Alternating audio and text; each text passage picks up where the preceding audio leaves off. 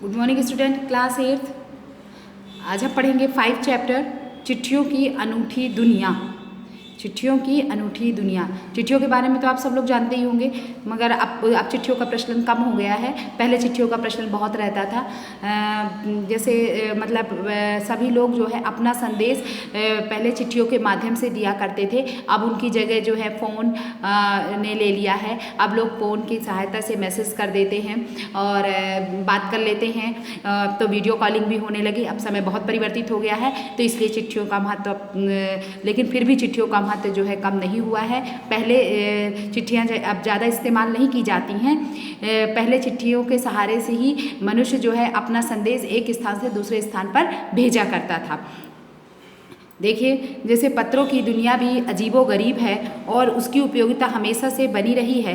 पत्र जो काम कर सकते हैं वह संचार का आधुनिकतम साधन नहीं कर सकता। आज भी पत्र का अपना एक महत्व है। जो चिट्ठियाँ जो अपना महत्व रखती हैं वो जो है आज का संचार का माध्यम। संचार क्या है? संचार के माध्यम क्या कहलाते हैं? संचार के माध्यम वे कहलाते हैं जिससे अपना जिसके द्वारा जो है एक जगह से संदेश लोग दूसरी जगह भेजते हैं, उसे हम संचार कहते हैं। तो हमारे संचार के माध्यम क्या है?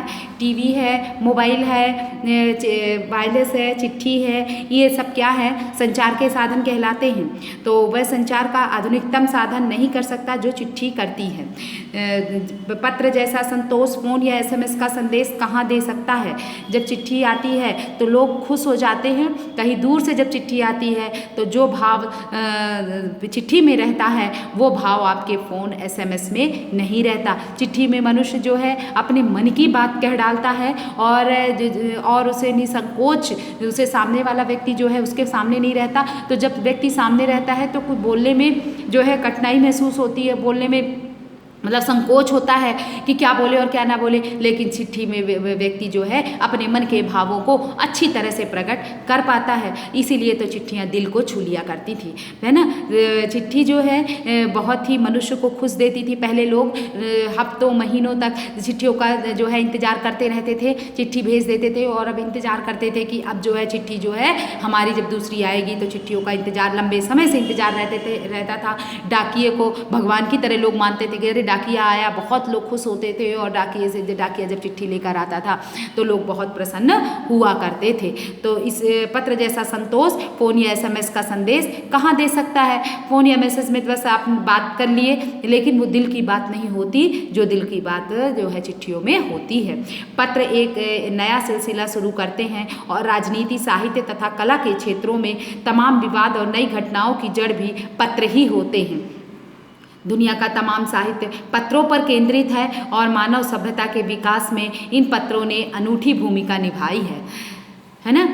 मतलब इनके समान और दूसरा कोई और कार्य नहीं कर सकते। पत्रों का भाव सब जगह एक सा है, भले ही उसका नाम अलग अलग हो। पत्रों को अलग अलग नामों से पुकारा जाता है। अंडरलाइन कर लीजिए, पत्र को किन किन नामों से पुकारा जाता है। पत्र को उर्दू में खत, संस्कृत में पत्र और कन्नड़ में कागद, तेलुगु में उत्तरम, जाबू और लेख तथा तमिल में कड़ेद कहा जाता है। मतलब अलग अलग भाषाओं में पत्र के अलग अलग नाम होते हैं।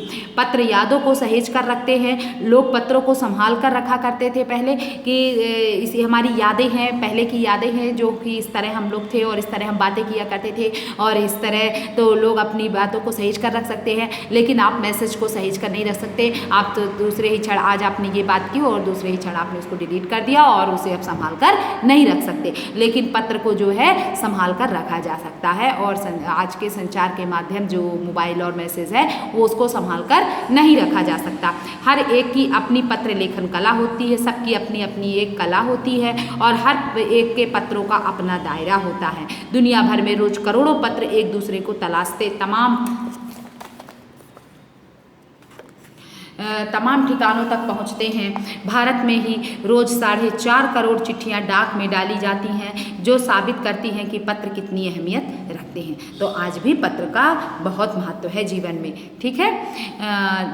पंडित जवाहरलाल नेहरू ने सन 1953 में सही ही कहा था कि हजारों सालों तक संचार का साधन केवल हरकारे, रनर्स या फिर तेज घोड़े रहे हैं। उसके बाद पहिए आए, पर रेलवे और तार से भारी बदलाव आया। तार ने रेलों से भी तेज गति में संवाद पहुंचाने का सिलसिला शुरू किया। तो सबसे पहले तो चिट्ठी रहा, घोड़े के माध्यम से जो है एक चिट्ठी लेकर के एक व्यक्ति दूसरी जगह जाया करता था और जो है अपना संदेशा भेज दिया करता था। उससे पहले भी और चाहिए तो कबूतर के जो पक्षी के गले में जो है चिट्ठी बांध दी जाती थी और पक्षी जो है संदेशा लेकर एक जगह से दूसरे जगह चला जाया करता था।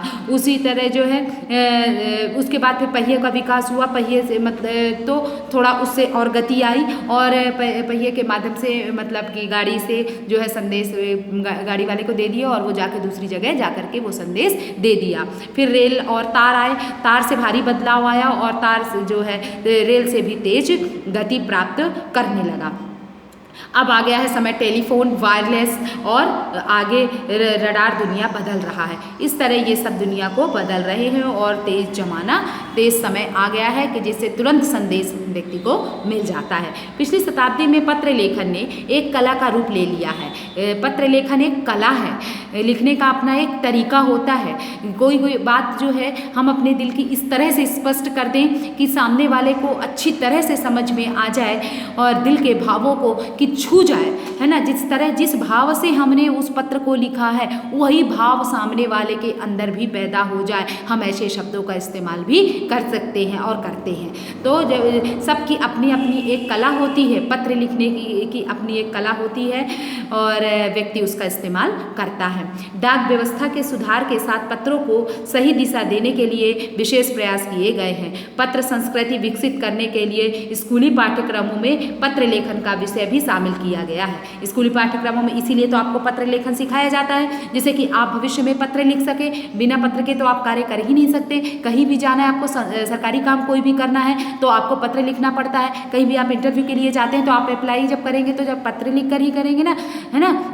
तो जब आप पत्र लिखते हैं और पत्र लिख कर ही जो है आप अप्लाई करते हैं। तो संस्कृति जो है विकसित करने के लिए इसके लिए आपको पत्र सिखाया जाता है। तो इसके लिए स्कूली पाठ्यक्रमों में पत्र लेखन का विषय भी शामिल किया गया है कि जिससे बच्चों से पत्र लेखन लिखते आना चाहिए। भारत ही पहले के ज़माने में जानते हैं आप लोग, लड़कियों को सिर्फ उतना ही पढ़ाया जाता, जब शिक्षा का ज़्यादा प्रचलन नहीं था तो सिर्फ उतना ही पढ़ाया जाता था कि लड़की से चिट्ठी लिखते बन जाए, मतलब बस हो गया। जब वो ससुराल चली जाए तो मायके से और ससुराल में वो पत्र लिख सके और संदेश एक दूसरे को दे सके। केवल उतनी ही शिक्षा देना जरूरी है, केवल उतनी ही शिक्षा दी जाती थी कि उससे पत्र लेखन बनने लगे, है ना। लेकिन अब समय ऐसा नहीं है। तो आजकल लड़कियां लड़कों से कंधे से कंधा मिलाकर चलती हैं और हर क्षेत्र में लड़कियां मतलब जो है साथ पुरुषों के साथ साथ कार्य करती हैं, है ना। अब समय तो बहुत बदल गया है।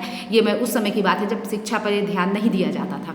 भारत ही नहीं दुनिया के कई प्रदेशों में ये प्रयास चले और विश्व डाक संघ ने अपनी ओर से भी काफ़ी प्रयास किए। विश्व डाक संघ की ओर से 16 वर्ष से कम आयु वर्ग के बच्चों के लिए पत्र लेखन प्रतियोगिताएं आयोजित करने का सिलसिला शुरू हुआ। फिर उसके बाद मतलब स्कूल में तो पढ़ाया ही गया, आपके विषय में शामिल तो पत्र लेखन किया ही गया, साथ में प्रतियोगिताएं भी आयोजित की जाने लगी। और यह सिलसिला कब चला? सन 1972 से शुरू किया गया। यह सही है, आप भी अंडरलाइन करते जाइए जहाँ जहाँ मैं अंडरलाइन कर रही हूँ। ये सही है कि खास तौर पर बड़े शहरों और महानगरों में संचार साधनों के तेज विकास तथा अन्य कारणों से पत्रों की आवाजाही प्रभावित हुई है, पर देहाती दुनिया आज भी चिट्ठियों से ही चल रही है। गांव के लोग आज भी चिट्ठियों का सहारा लेते हैं। फैक्स, ईमेल, टेलीफोन तथा मोबाइल ने चिट्ठियों की तेजी को रोका है, पर व्यापारिक डाक की संख्या लगातार बढ़ रही है। पर व्यापारिक डाक की संख्या जो है लगातार अब भी बढ़ रही है।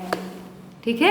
इसके बाद देखिए आगे देखिए, जहाँ तक पत्रों का सवाल है, अगर आप बारीकी से उसकी तह में जाएं तो आपको ऐसा कोई नहीं मिलेगा जिसने कभी किसी को पत्र ना लिखा हो। ऐसा कोई भी व्यक्ति ना मिलेगा जो कि किसी ने किसी को पत्र ना लिखा हो या ना लिखाया हो, या पत्रों का बेसब्री से जिसने इंतजार ना किया हो। हमारे सैनिक तो पत्रों का जिस उत्सुकता से इंतजार करते हैं उसकी कोई मिसाल ही नहीं है ना। संदेशे आते हैं, गाना था चला था कभी तो, और किस तरह वो पत्रों का इंतज़ार करते हैं, सैनिक किस तरह पत्रों का इंतज़ार करते हैं क्योंकि घर से चिट्ठी आई है और संदेशा लाई है, तो और कितने प्रसन्न होते हैं वो उस चिट्ठी को देखकर पढ़कर कि जो कि संदेश लेकर के अपनी माँ का, अपनी पत्नी का, अपने घर का संदेश जो है सैनिक जो है अपने घर नहीं आ पाते और वो संदेश जो है उन्हें चिट्ठियों के माध्यम से मिल जाता है, तो इसलिए सैनिक लोग जो है चिट्ठी को देख करके बहुत प्रसन्न होते हैं। एक दौर था जब लोग पत्रों का महीनों इंतजार करते थे, पर अब वह बात नहीं रही। परिवहन क्या है? ये परिवहन मतलब परिवहन के साधन बताइए कौन कौन से हैं? जैसे बस, ट्रक, मतलब एक स्थान से दूसरे स्थान पर ले जाने वाले साधन परिवहन के साधन कहलाते हैं। तो परिवहन मतलब एक स्थान से दूसरे स्थान ले जाने वाले साधन परिवहन के साधन कहलाते हैं, है ना। साधनों के विकास ने दूरी बहुत घटा दी है। पहले लोगों के लिए संचार का इकलौता साधन चिट्ठी ही था, पर आज और भी साधन विकसित हो चुके हैं। आज और भी साधन विकसित हो चुके हैं। पहले क्या होता था, केवल चिट्ठी ही उसका माध्यम था और लोग संचार का माध्यम केवल चिट्ठी ही था, लोग चिट्ठी का ही प्रयोग करते थे। लेकिन अब जो है समय बदल चुका है और आज समय जो है बदल जाने से समय विकसित हो चुका है और जो है संचार के साधन जो है और भी ज़्यादा विकसित हो चुके हैं। ठीक है, इतना समझ में आया आपको कि आज के लिए इतना ही। आज आपने मतलब इतना क्या जाना? आज आपने जाना चिट्ठियों का महत्व, कि चिट्ठी का आज भी हमारे जीवन में महत्व बना हुआ है। चिट्ठी को हम संभाल कर रख सकते हैं, सहेज कर रख सकते हैं। चिट्ठी में हम अपने भावों को जो है अच्छी तरह से व्यक्त कर सकते हैं और चिट्ठी का प्रयोग लोग व्यापारिक डाक में मतलब व्यापार में ज़्यादा प्रयोग किया जाता है। सैनिक जो है चिट्ठियों का बेसब्री से इंतजार करते हैं। चिट्ठियों का प्रयोग लोग ऐसा कोई भी व्यक्ति आपको नहीं मिलेगा जो कि चिट्ठियों को कभी ना पढ़ा हो, किसी ने इंतजार ना किया हो। चिट्ठियाँ जो है और इसके लिए चिट्ठी के लिए स्कूली पाठ्यक्रम में भी इसे जोड़ा गया जिससे कि सबसे चिट्ठी लिखते आने लगे और इसके लिए डाक प्रतियोगिता पत्र लेखन प्रतियोगिता भी आयोजित की गई जिससे कि चिट्ठी की प्रतियोगिता लोगों को लिखते बने। चिट्ठी लिखना अपने आप में एक कला है। ये सारी चीज़ें आज आपने जानी और अब तो संचार के बहुत सारे साधन जो है वो विकसित हो चुके हैं। ठीक है, जो समझ में नहीं आया डाउट क्लास में पूछ लीजिएगा।